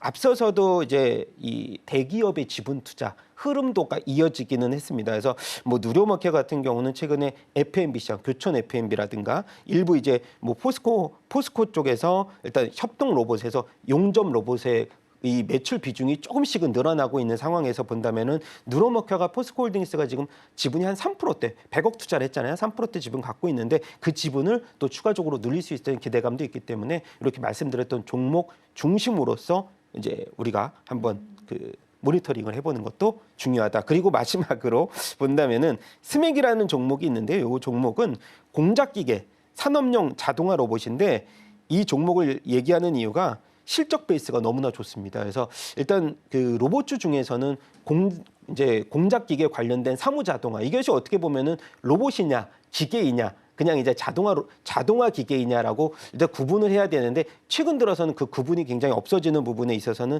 스맥도 공작기계 부분에서 산업용 자동화 로봇으로 이어질 수 있는 그런 포트폴리오를 구축을 해 나가고 있는 상황이고 정부의 이제 첨단 전략산업 로봇 지정한 방안이 검토되고 있는 소식과 더불어서 스맥과 같은 경우는 실적 베이스를 일단 우리가 실적 시즌으로 들어간다면 로봇주 같은 경우는 실적 시즌에서 굉장히 많이 흔들렸거든요. 그래서 그런 부분들을 좀 상쇄할 수 있는 종목으로는 이렇게 제가 말씀드렸던 종목분들이 그래도 실적 베이스가 있는 종목으로서도 한번 집중해 볼 필요가 있다 이렇게 말씀드리고 싶습니다. 네, 로봇 쪽에 있어서는 항상 좀 걱정이 되는 게 뒤에 받쳐주는 숫자가 아닐까 싶습니다. 부품단에서 원가 많이 차지하고 있는 액추에이터나 감속기 좀 말씀해 주셨고요. SPG나 하이젠 RNM 국산화 관련해서도 긍정적으로 코멘트 주셨습니다. 특히나 이제 실적 좀 걱정된다 하시는 분들께서는 스맥 같은 종목들도 주가 추이 좀 지켜보시면 좋지 않을까 싶습니다. 테마 넘어가기 전에 반도체 하나만 좀 보겠습니다. 이제 바이든 행정부가 이제 국가를 다 3등급으로 나눴죠. 그래서 AI 반도체 관련해서 이제 중국으로 직접 수출하는 것도 맞고 삼국 통해서 우회하는 것까지 같이 막겠다는 의도로 풀이가 좀 되고 있습니다. 다행히 이제 우리나라는 크게 뭐 피해보는 내용들은 없을 텐데 일단 이번 뉴스가 좀 어떤 영향을 주게 될지 궁금하고요. SK 하이닉스랑 삼성전자 주가도 좀 보면 SK 하이닉스가 계속 20만 원 선을 저항대로 두고서 계속 맞고 떨어지다가 한번 안착을 좀 하려고 했었거든요. 근데 이번에 차익 실현 매물 나오면서 다시 또 20만 원 밑으로 떨어졌습니다. 그래서 23일 실적이 나올 텐데 이 전에 대응 전략들 좀 어떻게 짜면 좋을지 같이 좀 두 가지 점검해 주시면 좋을 것 같거든요. 네, 보면은 AI 제재가 이제 미국의 빅테크 업체들도 일부는 반발을 하는 모양새입니다. 왜냐하면 실적의 영향이 그래도 있기 때문에 중국 같은 경우는 뭐 우회로를 통해서 그것을 이제 계속해서 중국의 우회 경로를 통한 수입을 계속해서 막겠다는 하나의 이제 방안인데 사실 중국 같은 경우에 미국의 AI 칩을 잘 분해를 해서 또 본인들의 국산화를 시키는 능력이 굉장히 뛰어나기 때문에 그런 점에 대해서 기술 유출에 대해서 전면적으로 막겠다라는 의지 그것이 국내 기업의 수혜가 될 것인가 아닐까는 저는 중립으로 보고 있는 상황입니다. 그래서 미국의 입장에서는 일부 이제 이 매출의 이 펀더멘탈의 손실을 일부 수익화에 영향을 줄 수는 있겠지만은 국내 기업에서는 오늘과 같은 경우도 주가가 그렇게 크게 흔들리는 모습은 보이지는 않고 있거든요. 그래서 중점적으로 보는 것은 국내 시장에서는 범용 메모리, 이제 DDR4 같은 경우도 3분기의 가격 같은 경우에 뭐 30% 이상 하락을 했고, DDR5 같은 경우는 아직까지 안정적인 흐름은 있지만은 그런 이 어느 정도 중국이 기술에 대한 그 경쟁력, 진입 장벽이 굉장히 좀 낮아졌다는 거. DDR5 같은 경우도. 그래서 중국 같은 경우는 첨단 산업의 이 지원 이 액수가 뭐 상상을 초월하기 때문에 제가 봤을 때는 1년 이하로 이 기술력 차이가 계속 좁아진다고 하면은 뭐 삼성전자의 영향력은 더 크고 SK 하이닉스의 영향력은 좀 작겠지만은 지금 HBM의 빠른 이 기술 격차를 어느 정도 이 높이느냐가 사실 관건인데요. SK 하이닉스 같은 경우는 그래도 올해 예상으로는 HBM 전체 디램에서 HBM의 그 매출 비중이 40%에서 50%를 넘어설 수 있다라는 그런 흐름들이 이어진다면은 중국의 악재를 SK하이닉스는 일부는 좀 벗어났다고 보는 게 현명하다. 그래서 저는 이번에 실적이 한 8조 정도 돌파가 되면 이제 분기당 SK하이닉스 사상 최대 실적이 나온다라고 하면은 20만 원대 저항대는 당연히 지지대로 바뀔 수 있는 가능성들을 좀 열어놓고, 그래서 저는 SK하이닉스는 정고점을 14만 원. 예상을 하는 상황이기 때문에 저렇게 보시면 될 것 같아요. 반도체, 일단 우리가 AI, 인공지능 이번에 세스 2029에서 가장 중요하게 생각했던 점은 국내 기업이 1위를 할 수 있는 섹터가 뭔가 HBM이거든요. 그래서 SK하이닉스가 절대적인 저평가 수준에서 계속 있지는 않을 거라고는 얘기고요. 반도체 업황 같은 경우는 주기, 펀더멘탈보다 약 한 뭐 6개월 정도 선행의 흐름을 갖고 있기 때문에 저는 2분기를 최저점으로 본다면 당연히 이번에 1월 달 이후부터 반등세를 먼저 보여주지 않을까 하는 반도체 시장에 조금은 더 긍정적인 시각 갖는 게 중요하다 말씀을 드리고 싶습니다. 네, 그래도 다행히 SK 하이닉스에 대해서는 전고점에 대한 긍정적인 코멘트를 좀 주셨습니다. 오늘은 강보합에서 19만 5,800원 선 지키고 있는 상황이고요. 또 SK 하이닉스 같은 경우에는 이제 상반기 중에 낸드 플래시 생산량을 10% 정도 줄인다라는 방침을 세웠다라고 합니다. 아무래도 이제 낸드 가격이 너무 떨어지고 있기 때문에 이 감산에 좀 들어간다라고 보시면 될 것 같고요. 이 뉴스도 함께 좀 참고하시면서 투자 판단에 참고하시면 좋겠습니다. 자, 그럼 오늘 상위 테마들 이어서 함께 살펴보도록 하겠습니다. 네, 오늘 첫 번째로는 유리기판부터 보도록 하겠습니다. SKC의 자회사가 앱솔릭스인데 앱솔릭스가 연내 이제 유리기판 양산을 목표로 하고 있습니다. 미국 조지아주 공장에 이제 대량 양산을 준비하고 있나라는 생각이 들게끔 설비 반입에 대한 소식이 좀 흘러나오게 됐고요. 어제 시간 외에서부터 장비주들의 움직임이 좀 강하게 나타났었습니다. 또 LG 이노텍도 연말 됐을 때 유리기판 시제품 양산한다라는 소식도 있어서 같이 보시면 좋겠고요. 지금 주도주가 좀 약한 상황 속에서 작은 테마들 위주로, 그리고 반도체 쪽에서도 가장 강한 테마로 함께 움직임 보이고 있습니다. 자, 두 번째 열어보겠습니다. 두 번째는 조선입니다. 내러티브는 계속 동일합니다. 미국 트럼프 당선인이 우호적으로 판단하고 있는 섹터이기도 하고요. 인도 쪽에서도 만약에 이제 수주와 관련해서 협력을 하게 된다면 중국 쪽보다는 아무래도 이제 한국과 할 가능성이 좀 높기 때문에 조선 쪽에 대한 관심도는 계속해서 좀 긍정적으로 바라보고 있는 것 같습니다. 자, 세 번째 열어보겠습니다. 마지막으로는 제약바이오 살펴보겠습니다. JP모건 헬스케어가 현지 시간 기준으로 13일부터 시작이 되고요. 또 더불어서 오늘 아침에 나왔던 소식이죠. 삼바가 오늘 유럽 소재에 있는 제약사랑 2조 원 규모의 좀 수주 계약을 체결을 했고요. 역대 최대 규모기 때문에 긍정적인 반응 같이 나오고 있습니다. 자, 이렇게 세 가지 테마 함께 좀 살펴봤고요. 대표님 어느 쪽부터 좀 보면 좋을까요? 네, 뭐 지난번 1월 달에 가장 강했던 테마를 말하자면 유리기판을 네. 말씀을 드릴 수가 있을 것 같고, 뭐 계속해서 강조를 제가 했던 부분이고요. 그리고 이번에 이제 최태원 회장과 젠스낭의 그 가장 큰 수혜를 받았던 업종 아닐까. 그래서 최태원 회장 같은 경우는 유리기판에 대해서 이미 팔고 왔습니다라고 이렇게 좀 뭐랄까요? 이게 진실인지는 모르겠지만, 샘플을 들고. 네네, 네. 샘플 들고 진실인지 모르겠지만 그 정도로 확신을 갖고 있다. 근데 제가 이제 상용화에 대해서는 26년이라고 많이 얘기들을 하고 있고 그럼에도 불구하고 주가가 이렇게 좀 굉장히 핫하게 다른 테마와 대비하자면은 1월은 유니기판이 아닌가 그렇게 보고 있는 상황이고요. 지금 보면은 확산된 테마들이 이제 좀 늘어나고 있는 상황이고요. 최근에 이제 이 기가비스라는 종목도 사실 유리기판에서 테스터 관련 이 테마로서 굉장히 많이 이제 최근 들어서 부각이 되고 있는데 SKC하고 이제 앱솔릭스 쪽에서 검사 솔루션 양산 납품을 위한 테스터 퀄 테스트에 돌입을 했다라고 하면서 기가비스가 최근 들어서 바닥에서 일부를 들어올리고 있고 그다음에 제일 유리한 쪽이죠. 이제 SKC의 자회사로 있는 ISC 같은 경우도 일단 테스터 소켓에서 양산화에 대한 기대감이 일부 유리기판 쪽으로도 굉장히 강한 흐름을 보이고 있고 HBM의 이제 이벤트 모멘텀도 있지만은 유리기판 모멘텀도 있기 때문에 SIC 같은 경우도 이제 테스터에 관련된 이 관련주로서 많이 부각이 되고 있는 상황이고 일단 핵심은 제가 봤을 때는 SKC하고 피로팁스가 일단 핵심인데 피로틱스 같은 경우는 TGV 관통 유리 장비죠. 그쪽에서 이제 싱글레이션으로 이어지는 밸류체인이 굉장히 이제 강한 흐름을 예상을 하고 있는 상황이고 일단 피로틱스는 실적 부분에 있어서는 일부분 이제 4분기가 좀 안 좋을 수 기존의 이제 이 반도체 사업 부분에서 안 좋을 수 있지만 이것들이 조금 더 나와서 흔들릴 때 그때 한번 매수 기회가 한 번은 오게 된다면은 SKC하고 피롭틱스를 중심으로서 삼성전기, MLCC도 다 당연히 유리기판 수혜주로 분류가 되지만은 이 두 종목보다는 시세 탄력도 면에서는 조금 우리가 부족한 면이 없지 않아 있습니다. 그래서 저는 강산 에탄올은 이렇게 종목들을 좀 뭐 세분화시켜서 그리고 이제 선택과 집중을 통해서 좀 보자 이렇게 말씀을 드려보고 싶습니다. 네, 유리기판이 1월의 주인공이 아닐까라는 말씀해 주셨습니다. 정말 반응이 좀 크게 나오고 있는 상황이고요. SKC랑 피롭틱스 가장 대장격으로 종목들 말씀해 주셨으니까 오히려 실적 관련해서 좀 부진함이 나와서 주가가 눌린다면 그때를 조정 기회로 이용해 보셔도 좋겠습니다.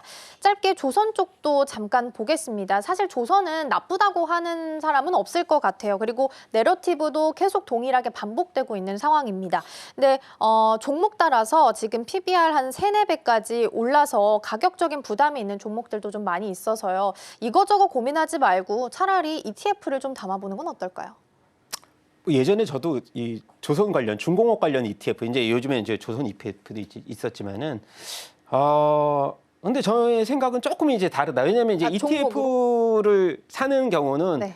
일부 리스크를 조금은 이제 감소를 하면서 일단 수익률 면으로는 좀 부족할 수도 있다라고 말씀을 드려봐야 되는데 이제 ETF 같은 경우는 포트폴리오 구성도 되게 중요할 사항이고요. 그리고 이제 조선주에 대해서 시세가 굉장히 많이 작년에 분출을 했고, 근데 저는 이렇게 봅니다. 조선주는 올해에도 강할 수 있는 테마이기 때문에 일단 뭐 핵심 뭐 빅4에 있는 종목들을 조금 이제 뭐 우리가 나누어서 담는 전략이 ETF보다는 조금 더 유리하지 않을까 이렇게 보고 있고 최근 들어서 이제 뭐 인도 시장 진출에 대한 기대, 인도 시장이 33년까지 성장률이 뭐 연평균 60%다.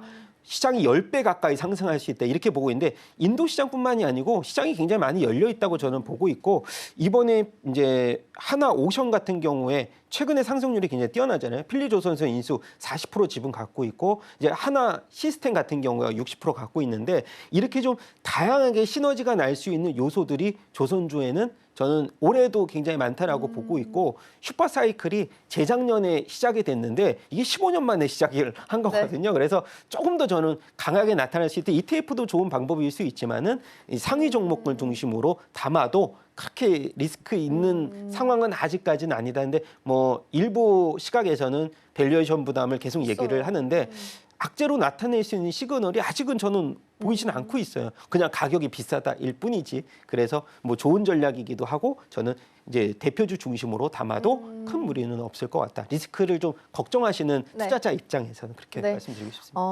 그렇군요. 오히려 뭐 ETF도 좋은 전략이 될 수는 있겠지만 수익률 측면에서 본다면 잘 가고 있는 빅4 계속해서 좀 긍정적으로 바라봐도 괜찮다라는 말씀 좀 해주셨고요. 인도뿐만 아니라 여러 국가들에 대한 시장도 진척이 좀 가능한 상황이기 때문에 조금 더 긍정적으로 길게 끌고 가보셔도 좋지 않을까 싶습니다. 오늘 도움 말씀은 여기까지 듣도록 하겠습니다. 대표님 고맙습니다. 감사합니다.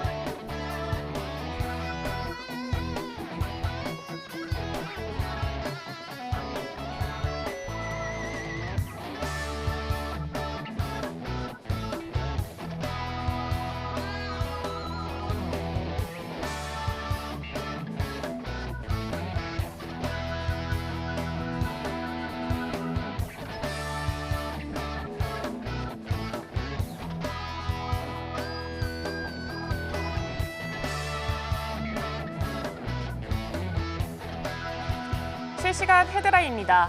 샤페론이 강세를 보이고 있습니다. 개발 중인 세계 최초 염증 복합제 억제 기전 아토피 피부염 치료제 미국 FDA 임상 2비상 파트 1 시험이 성공적으로 마무리됐다는 소식이 주가에 영향을 주는 것으로 보여지고 있습니다.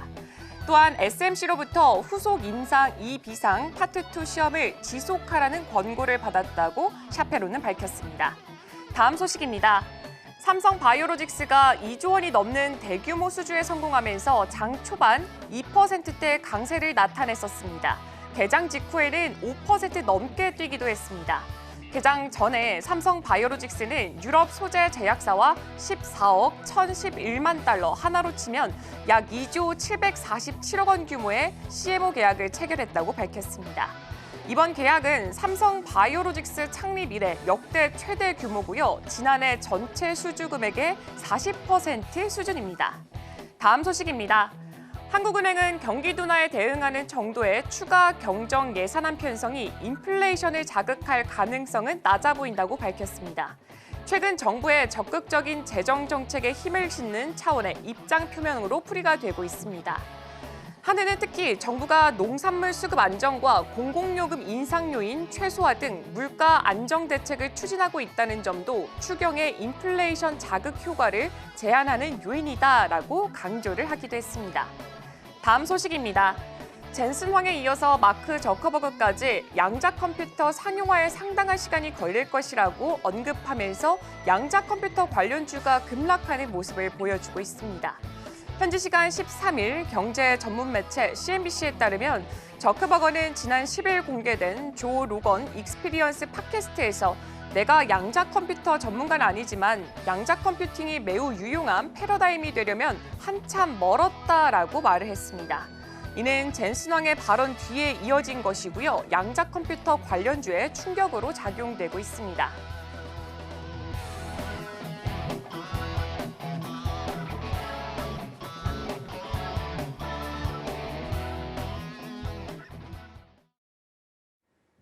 네, 지금 이 시각 시장 상황 함께 살펴보도록 하겠습니다.